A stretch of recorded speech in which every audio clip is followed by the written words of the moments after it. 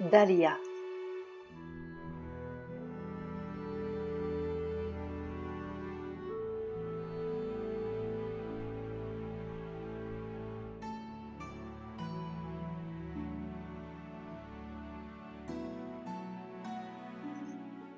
Signification spirituelle donnée par la mère, la surhumanité, le but de nos aspirations.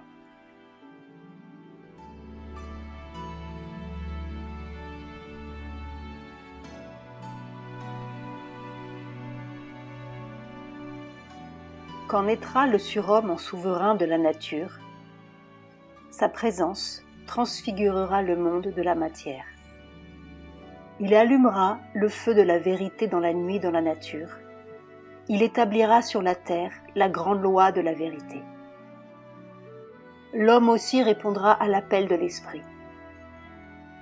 Éveillé à ses possibilités secrètes, éveillé à tout ce qui dormait en son cœur et à tout ce que voulait la nature lorsque la terre s'est formée et que l'esprit a fait de ce monde ignorant sa demeure, il aspirera à la vérité, à Dieu et à la joie. Sri Aurobindo.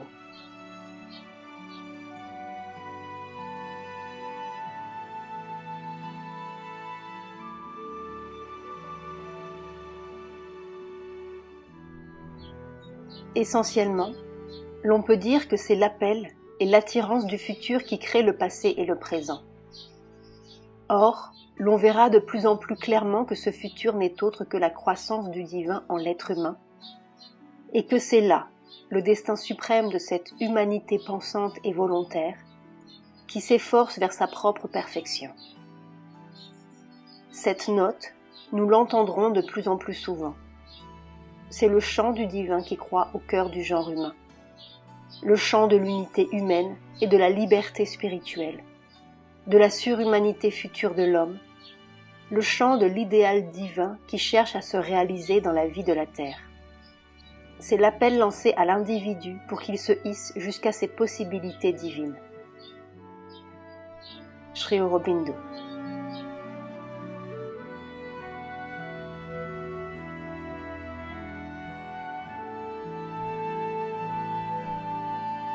Si un épanouissement spirituel sur la terre est la vérité cachée de notre naissance dans la matière, si fondamentalement c'est une évolution de la conscience qui a pris place dans la nature, alors l'homme tel qu'il est ne peut être le dernier terme de cette évolution.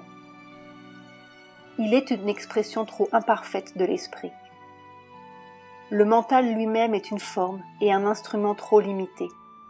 Ce n'est qu'un terme intermédiaire de la conscience.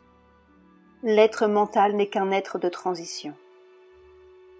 Si donc l'homme est incapable de dépasser le mental, il doit être dépassé. Le supramental et le surhomme doivent se manifester et prendre la tête de la création. Mais si son mental est capable de s'ouvrir à ce qui le dépasse, alors il n'y a pas de raison pour que l'homme lui-même n'arrive pas au supramental et à la surhumanité, ou tout au moins qu'il ne prête pas son mental, sa vie et son corps à l'évolution de ce terme plus grand de l'esprit et à sa manifestation dans la nature. Sri Aurobindo.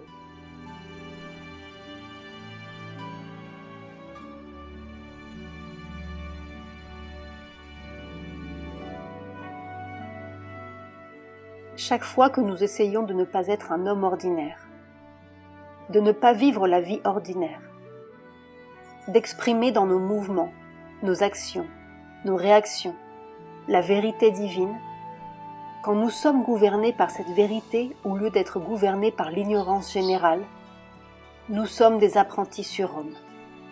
Et souvent, le succès de nos efforts, eh bien, nous sommes des apprentis plus ou moins bons ou plus ou moins avancés sur le chemin. La mère. La signification spirituelle des fleurs. La mère.